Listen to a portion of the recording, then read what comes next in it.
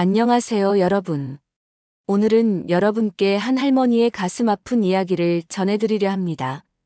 이 말 들어보신 적 있으신가요? 오늘 소개해드릴 박정희 할머니의 이야기를 들으시면 이 말이 왜 나왔는지 깊이 공감하실 겁니다. 손주를 위해 자신의 시간과 건강을 모두 희생했지만 정작 자식에게는 밥값 한 끼조차 제대로 대접받지 못한 한 할머니.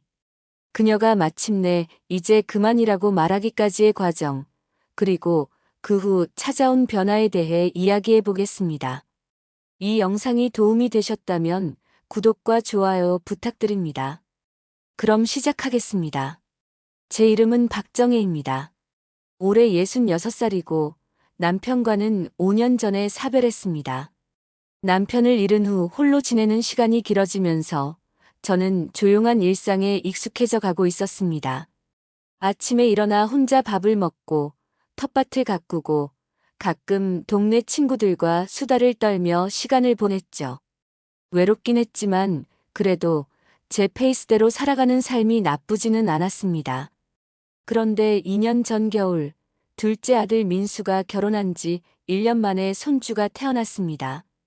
처음 병원에서 그 작은 아기를 안았을 때의 감동, 지금도 생생합니다. 손주의 작은 손가락이 제 새끼손가락을 꼭 쥐었을 때 저는 세상을 다 가진 기분이었습니다. 어머니 축하드려요. 이제 할머니세요. 며느리 수진이가 환하게 웃으며 말했습니다. 저도 덩달아 기뻤죠. 아들 부부가 행복해 보이니 저도 행복했습니다. 그런데 그로부터 석 달쯤 지났을 때였습니다. 어느 일요일 저녁 민수와 수진이가 아기를 데리고 집에 찾아왔습니다. 평소와 달리 두 사람의 표정이 심각해 보였습니다. 어머니 말씀 좀 드릴 게 있어요. 수진이가 조심스럽게 입을 열었습니다. 사실은요, 제가 복직을 해야 할 것 같아요. 육아휴직이 곧 끝나거든요. 그런데 어린이집에 자리가 없어서 대기가 너무 길어요. 그래? 그럼 어쩌려고? 제가 걱정스럽게 물었습니다. 그래서 말인데요. 수진이가 말끝을 흐렸습니다. 그러자 민수가 이어서 말했습니다. 어머니, 혹시 석 달 정도만 승우를 봐주실 수 있으세요? 정말 죄송하지만 다른 방법이 없어서요. 어린이집 자리가 나면 바로 보낼게요. 석 달이라고 했습니다. 딱 석 달만요. 저는 잠시 망설였습니다. 물론 손주가 사랑스럽긴 했지만 하루 종일 돌보는 건 또 다른 문제였으니까요. 66의 나이에 다시 육아를 한다는 게 쉽지 않다는 걸 알았습니다. 하지만 아들 부부의 절박한 표정을 보니 거절할 수가 없었습니다. 알았다. 석 달만이지? 어린이집 자리 나오면 바로 보내는 거다. 네, 어머니. 정말 감사합니다. 수진이가 제 손을 꼭 잡았습니다. 그 순간 저는 제가 올바른 선택을 했다고 믿었습니다. 그렇게 손주 승우와의 동거가 시작되었습니다. 처음 한 달은 솔직히 지옥이었습니다. 새벽 2시, 사시마다 울어대는 아기. 기저귀를 갈고 분유를 타고 트림을 시키고 다시 재우고 겨우 잠이 들면 또 우는 소리에 깨어나곤 했습니다. 낮에는 낮대로 정신이 없었습니다. 잠깐 한눈을 팔면 아기가 울고 밥을 하려고 부엌에 가면 또 울고 설거지를 하다가도 빨래를 널다가도 화장실에 가다가도 아기 울음소리에 달려가야 했습니다. 아이고, 승우야. 할머니 좀 쉬자. 응? 하지만 아기가 제 말을 알아들을 리 없었죠.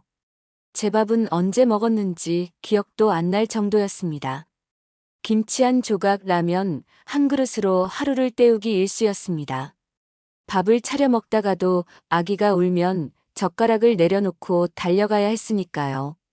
그래도 처음 몇 주는 참았습니다. 석 달만이라고 했으니까요. 하지만 석 달이 지나도 아들 부부는 아무 말이 없었습니다. 민수야, 어린이집 자리는 나왔니? 제가 조심스럽게 물었습니다. 아, 그게 아직이에요, 어머니. 대기 순서가 생각보다 느려요. 조금만 더 기다려주세요. 조금만 더. 그 조금만 더가 또 석 달이 되고 반년이 되고 결국 1년이 넘어갔습니다. 1년이 지나자 상황은 더 심각해졌습니다. 아들 부부는 점점 제 희생을 당연한 것으로 여기기 시작했습니다. 처음에는 퇴근해 저녁 7시에 집에 들어왔습니다. 그나마 괜찮았죠. 하지만 어느 순간부터 시간이 점점 늦어지기 시작했습니다. 저녁 7시가 8시가 되고 8시가 9시가 되고 급기야 10시, 11시에 들어오는 때도 잦아졌습니다. 어머니 죄송해요. 야근 때문에. 어머니 죄송해요. 약속이 있어서. 처음에는 죄송하다는 말이라도 했습니다. 하지만 나중에는 그것조차 없었습니다. 늦는 게 일상이 되어버린 거죠. 더 기가 막힌 건 주말이었습니다. 어머니 주말에는 좀 쉬세요. 그렇게 말하곤 했지만 토요일 아침이 되면 말했습니다. 어머니, 오늘 급한 일이 생겼는데 승우 좀 봐주실 수 있으세요? 거절할 수가 없었습니다. 거절하면 제가 냉정한 할머니가 되는 것 같았으니까요. 그렇게 주말도 평일도 구분이 없어졌습니다. 저는 하루 24시간, 일주일 내내 손주와 함께였습니다. 그런데 가장 서러웠던 건 다른 게 아니었습니다. 저는 아침부터 저녁까지 손주를 돌보면서 제 밥은 제가 알아서 챙겨야 했습니다. 어느 날 저녁이었습니다. 저는 라면을 끓여 먹고 있었죠. 어머니, 저녁 드세요? 응, 간단하게 먹으려고. 아, 네. 그럼 저희는 나갈게요. 그렇게 민수는 아기를 안고 나갔습니다. 어머니, 저녁이라도 사드릴까요? 라는 말 한마디 없이요. 그날 밤 저는 혼자라면 그릇을 물끄러미 바라보다가 눈물이 났습니다. 내가 뭐 하는 짓인가?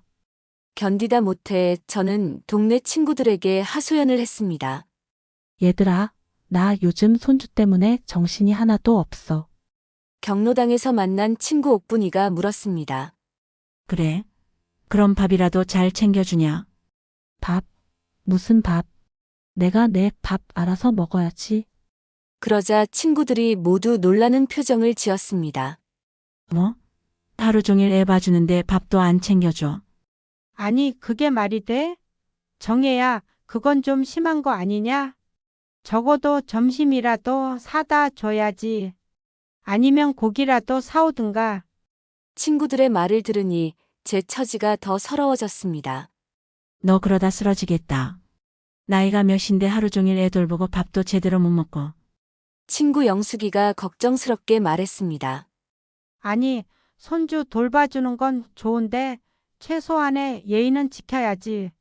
넌 밥 얻어먹기는커녕 내 집밥까지 내가 알아서 먹는단 말이야. 그 말에 저는 아무 대꾸도 하지 못했습니다.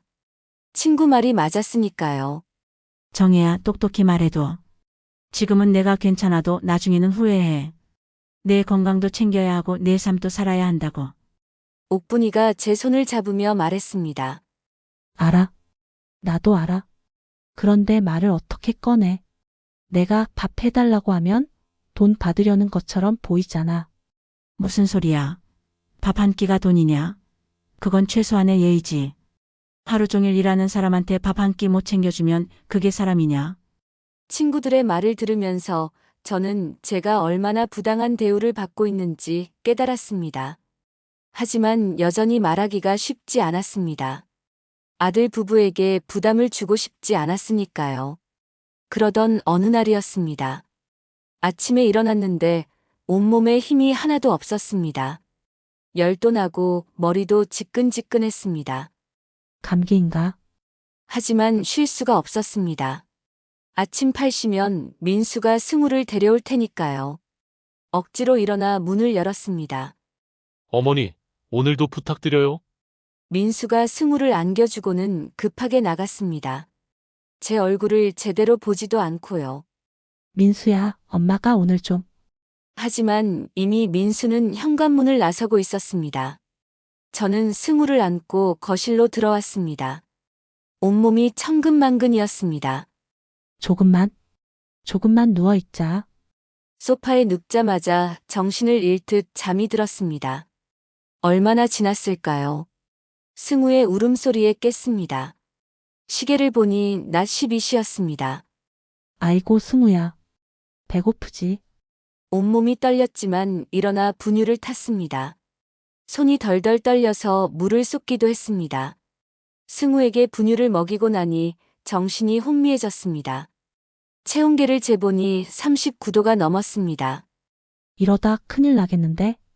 저는 떨리는 손으로 민수에게 전화를 걸었습니다. 민수야, 엄마가 오늘 몸이 너무 안 좋아. 열이 39도가 넘어. 승우는 너희가 봐야겠다. 전화 너머로 민수의 난처한 목소리가 들렸습니다. 어머니, 오늘 정말 중요한 회의가 있어요. 빠질 수가 없어서요. 미안하지만 오늘만 좀 부탁드려요. 저녁에 일찍 갈게요. 그래도 엄마가 지금 어머니, 정말 죄송해요. 꼭 빨리 갈게요. 뚝. 전화가 끊겼습니다. 저는 소파에 주저앉아 눈물을 흘렸습니다. 내 아픔은 아무것도 아닌 건가? 그날 하루를 어떻게 버텼는지 기억도 나지 않습니다. 정신이 아득한 상태로 승우를 돌봤고 저녁 8시가 되어서야 민수가 도착했습니다. 어머니, 오늘 정말 감사했어요. 민수는 여전히 바쁜 듯 서둘러 승우를 데리고 나갔습니다. 제 창백한 얼굴을 보고도 제 떨리는 손을 보고도 그는 아무 말도 하지 않았습니다. 그날 밤 저는 병원에 혼자 가서 링거를 맞았습니다. 그렇게 1년 6개월이 흘렀습니다. 승우의 돌잔치가 다가왔습니다. 어머니 돌잔치는 작게 할 거예요. 가족들만 모여서 간단하게요. 수진이가 말했습니다. 돌잔치 당일 저는 일찍 도착해서 이것저것 도왔습니다. 상 차리는 것도 돕고 손님들 맞이하는 것도 도왔죠. 잔치가 끝나갈 무렵 수진이가 제게 다가왔습니다. 어머니 잠깐 말씀드릴 게 있어요. 그래, 뭐니? 사실은요. 이번 돌잔치 축의금 말인데요. 제 가슴이 두근거렸습니다. 혹시 제 수고에 대한 감사의 표시로 뭔가 준비한 건가 싶었습니다. 어머니는 축의금 안 내셔도 돼요. 응? 지난 1년 반 동안 승우 봐주신 걸로 충분해요. 그게 축의금보다 훨씬 큰 선물이니까요. 순간 저는 얼어붙었습니다. 제 귀를 의심했습니다. 방금 뭐라고 했죠? 지난 1년 반 동안 애 봐준 걸로 충분하다고. 그 말은 즉 제가 1년 반 동안 쏟아부은 모든 시간과 노력이 축의금 몇십만 원과 동등하다는 뜻이었습니다. 아니, 어쩌면 그것보다도 못하다는 뜻일 수도 있었습니다. 제가 매일 아침부터 저녁까지 주말도 없이 제 건강도 희생하면서 돌본 그 모든 시간이 그저 공짜 노동이었다는 거였습니다. 어머니, 괜찮으세요? 수진이가 저를 쳐다봤지만 저는 아무 말도 할 수 없었습니다. 그럼 저 손님들 인사하러 갈게요. 수진이는 환하게 웃으며 자리를 떠났습니다. 저는 그 자리에 서서 한참을 멍하니 있었습니다. 가슴이 무너져 내리는 것 같았습니다. 돌잔치가 끝난 그날 밤 저는 잠을 이룰 수 없었습니다. 수진이의 그 말이 계속 머릿속을 맴돌았습니다. 축의금 안 내셔도 돼요. 애 봐주신 걸로 충분해요. 제가 얼마나 우습게 보였으면 저런 말을 할 수 있었을까요? 새벽까지 뜬 눈으로 밤을 지새우다가 저는 결심했습니다. 이제 그만하자. 다음 날 아침 민수에게 전화를 걸었습니다. 민수야, 오늘 저녁에 너랑 수진이에게 할 얘기가 있다. 네. 어머니, 무슨 일이세요? 오면 알아. 저녁 7시에 꼭 와. 저녁 7시 아들 부부가 승우와 함께 도착했습니다. 어머니, 무슨 일이세요? 표정이 안 좋으신데. 저는 깊게 숨을 들이마셨습니다. 앉아라, 둘 다. 아들 부부가 소파에 앉았습니다. 얘들아, 엄마가 오늘 할 말이 있어서 부른 거다. 네, 말씀하세요. 이제 승우는 못 봐주겠다. 순간 거실에 침묵이 흘렀습니다. 어머니, 갑자기 왜 그러세요? 민수가 당황한 표정으로 물었습니다. 갑자기가 아니라 1년 반 동안 계속 생각해 왔어. 그리고 어제 수진이가 한 말 들으니까 확실히 결심이 섰다. 어머니, 제가 무슨 말을?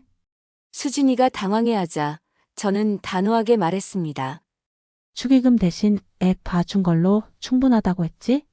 그 말 듣고 정신이 번쩍 들었어. 어머니, 그건 그런 뜻이. 알아. 내가 무슨 뜻으로 한 말인지. 하지만 그 말을 듣고 깨달았어. 너희가 나를 얼마나 가볍게 생각하는지. 제 목소리가 떨렸지만 계속 말을 이어갔습니다. 1년 반 동안 매일 아침부터 밤까지 애를 봤어. 주말도 없었고 명절도 없었어. 내 밥도 제대로 못 먹으면서 애를 돌봤지. 어머니, 몸이 아파도 열이 나도 나는 애를 봤어. 그런데 너희는 단 한 번이라도 제대로 된 밥을 사준 적 있냐? 고맙다고 수고했다고 진심으로 말한 적 있냐? 민수가 고개를 숙였습니다. 어머니, 저희가 너무 당연하게 생각했습니다. 죄송해요. 미안하다고 하면 끝이냐? 미안하다는 말은 이제 지겹다. 저는 눈물을 참으며 말을 이었습니다. 나도 손주가 사랑스러워. 승우 얼굴 보면 세상을 다 가진 것 같지. 하지만 그건 의무가 아니야. 내가 도와주는 건 사랑 때문이지 당연한 일이 아니라고. 알겠습니다, 어머니. 저희가 잘못했어요. 이제부터는 너희가 부모로서 책임을 져라.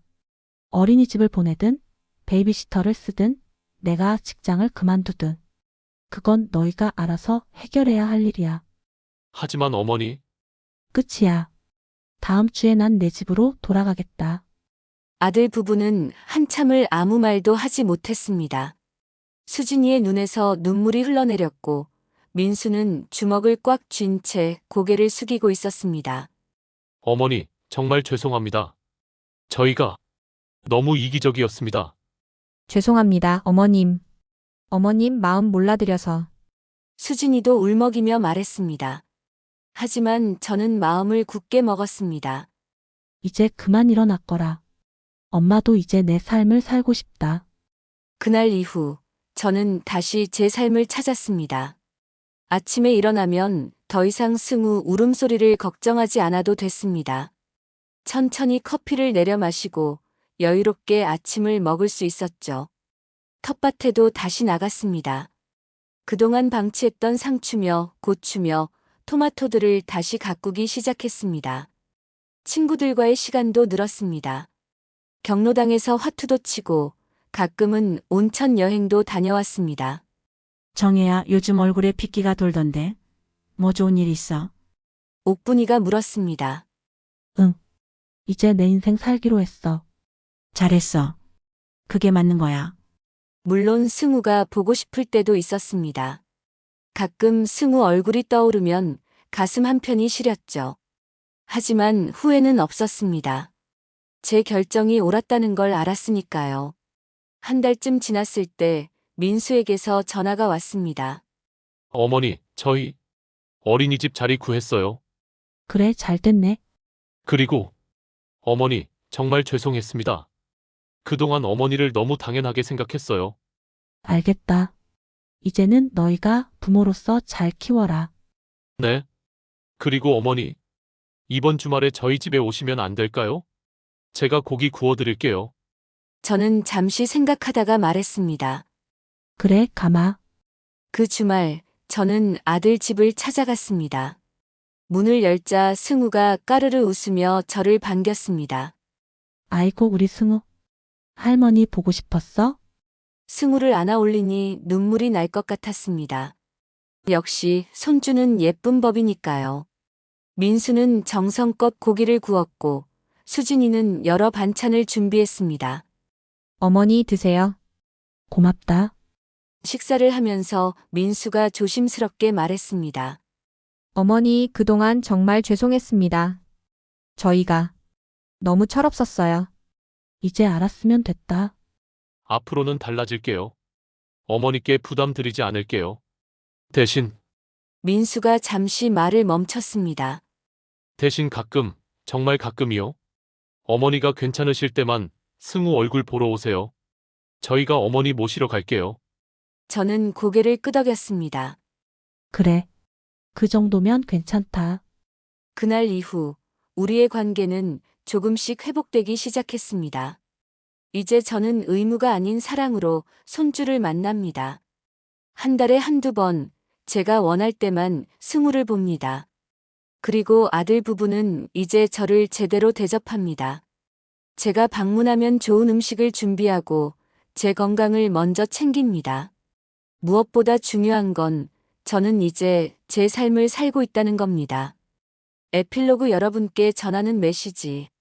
여러분, 박정의 할머니의 이야기 어떠셨나요? 이 이야기는 단순히 한 할머니의 사연이 아닙니다. 많은 조부모님들이 겪고 있는 현실입니다. 손주를 사랑하는 건 당연합니다. 손주 얼굴만 봐도 세상을 다 가진 것 같죠. 하지만 그 사랑이 의무가 되어서는 안 됩니다. 조부모는 손주 육아를 도와줄 수 있는 사람이지 책임져야 하는 사람이 아닙니다. 부모는 자식을 키울 책임이 있습니다. 조부모에게 그 책임을 떠넘기는 건 옳지 않습니다. 물론 경제적 이유, 어린이집 대기 등 어쩔 수 없는 상황도 있습니다. 그래서 조부모의 도움을 받을 수밖에 없는 경우도 있죠. 하지만 그럴 때일수록 더욱 감사하는 마음을 가져야 합니다. 최소한의 예의, 최소한의 배려는 필요합니다. 밥 한 끼라도 제대로 챙겨드리고 건강을 먼저 살피고 진심으로 감사를 표현하는 것.